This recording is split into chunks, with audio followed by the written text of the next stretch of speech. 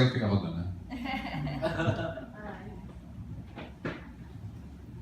Chairman Lisa, gusto ko lang tanungin kung ano ang benepisyo ang mapapala ng FDCP dito sa We Are Intramuros, or will you subsidize the films na sasali dito?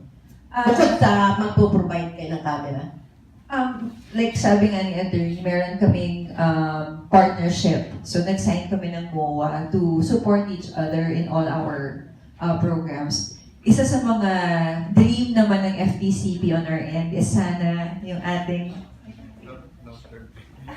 the long-term vision of FDCP is I hope that our permanent facility for our film archive is going to be situated in Intramuros, and we're already looking for possible sites kung saan natin ito ma-identify.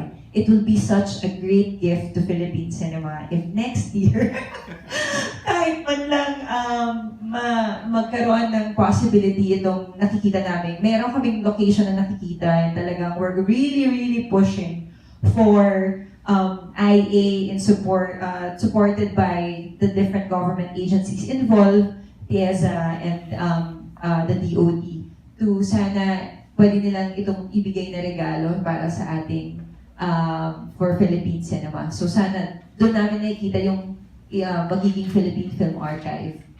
Why Intramuros? Bakit hindi Tondo? Kasi kung yung realidad ng buhay gusto nyo ipakita, kung ba hindi yung parang etong historical ang Intramuros, maganda talagang ipakita.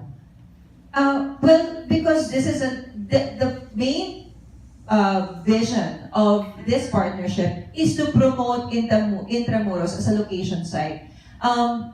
There was a film that was shot in Tondo entitled The Master.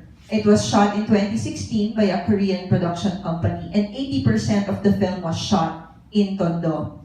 The film brought 165 million in the locality and in its other, yung mga katabi niyang cities. Imagine if we can recreate something like that in Intramuros and really create a film that would be just shot in Intramuros. May churches ka doon, may heritage site ka doon, meron kang parks, meron kang community, may mga restaurants, may hotel. So, it's really possible to actually complete a film just within Intramuros. And I think that's what we need to champion and highlight, that we have that kind of location that can already accommodate an entire film. So sana with this partnership, we can really promote and maximize the opportunity that we have. Especially we have this visibility in film markets.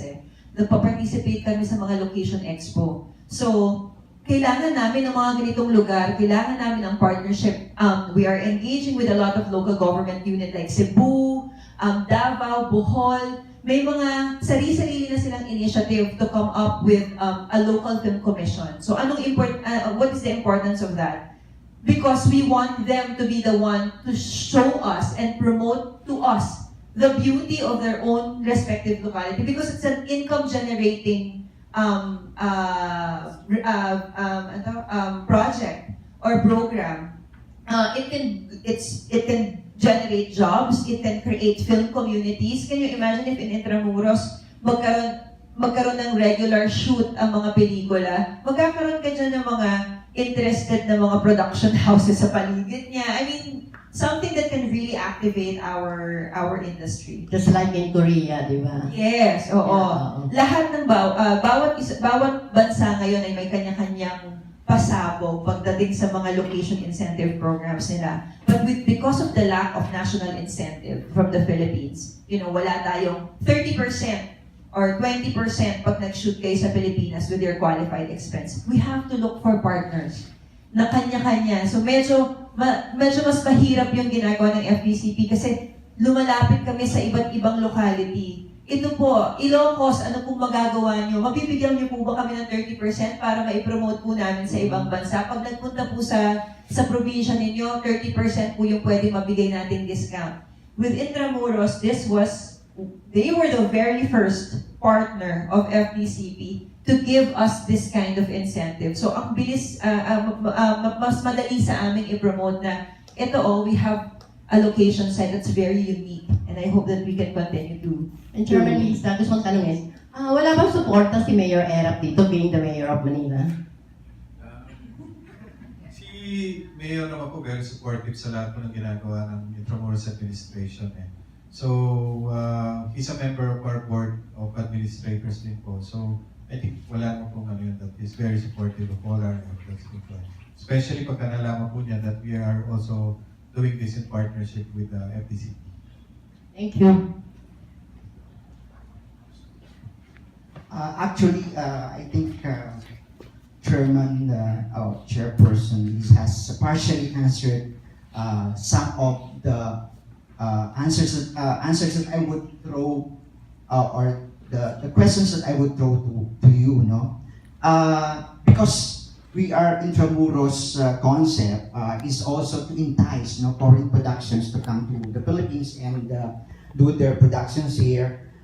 Do you have blueprint program already to disseminate, aside from you going around international film festivals and marketing it through the film market, maybe some other concrete plans that you have already designed to spread the We Are Intramuros concept to foreign productions for shooting here?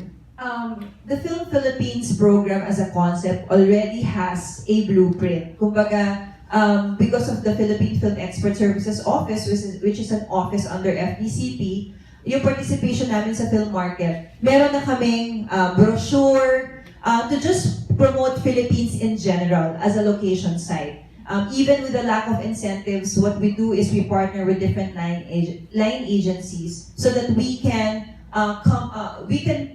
put together a back-end channel na para mas mapadali ang mga productions na nag-shoot sa Pilipinas. Actually, even with some local production company na may international partners, ino-offer din namin yung services ng FESO. So, actually to date, siguro more than 30 to 40 productions na yung nasusuportahan namin. Even Survivor TV series, France, yung film ni si Steven Seagal, it's FDCP also who helped in assisting and endorsing and supporting all their location and production needs. We have a whole list. We have a Jackie Chan film coming. So this is the office. It's an ongoing project of FDCP, and we are working with local production companies na nagdadala ng mga international production dito. Even the newest film of yung kakadala sa PCOO, si Baldwin, yung kay Stephen Baldwin. Dumadaan lahat sila kasi sa FDCP in order for them to secure permits. So even the special working permit, we have a relationship with the Bureau of Immigration, we have a relationship with the Bureau of Customs when it comes to importing their production equipment. We have an entire board that is involved in the film location program of FDCP. So with in terms of naman with the Intramuros administration, this is actually one of the executions na gusto naming mangyari. Ang mangyayari is yung mga outputs nito, yung mga films na to, yun ang dadalhin namin sa mga film markets to promote Intramuros. Of course, we're also thinking about one big professional AVP to be shot in Intramuros just to really have something that would highlight all its beauty and the beauty and flaw to combine. Thank you. Hello, Chair Liza. Hi, Admin Gilier. The last sentence of paragraph 4 of this one-page press release reads, and I read the verbatim. The competition is open to all young aspiring filmmakers in high school and college around Manila. So does this provision mean that this promising first ever filmmaking endeavor is open to or limited to those students, those youngsters in and around Metro Manila? If so, shouldn't we flex the rules a little bit and make this first ever filmmaking endeavor open to those outside of NCR? Siguro first place.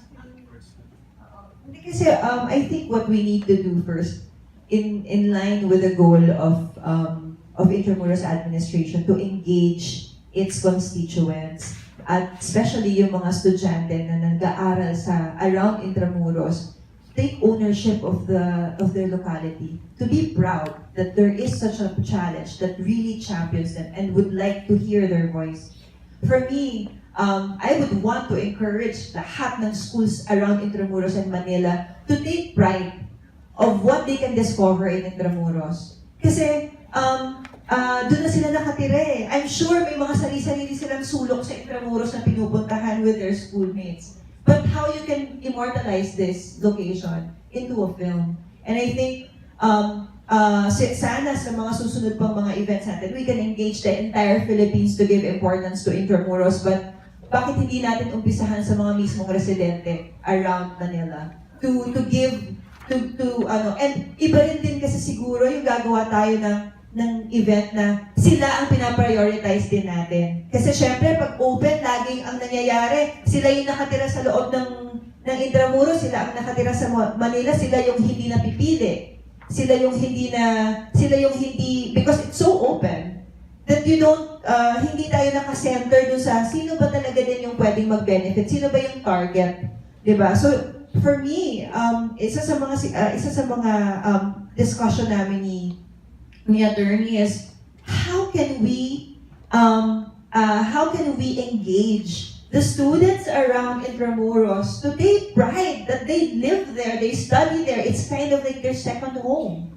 And how can they give importance and discover Intramuros and put it in a film? Because sila din to. So, we are Intramuros. Sila yun eh. Sila din yung Intramuros. So siguro in the next years to come, we can really open it up nationwide. But that would entail us being able to fly in. Kasi syempre, alam nga namang pag napili namin sila, hindi namin sila ipa-fly in sa Metro Manila. Lahat ng mga programs namin na merong nationwide aspect, including Cine Saysay, Cine Maria, and yung Cine Kabataan, we fly in all our regional participants. Kasama sa gastos ng FDCP ang flights at accommodation ng bawat isang estudyante. So, medyo mas malaking gastos yung mai-entail kung halimbawa nationwide yung gagawin natin. So, I think it's also wise that we're doing it muna within Metro Manila. And then hopefully, if this becomes really successful, that we can engage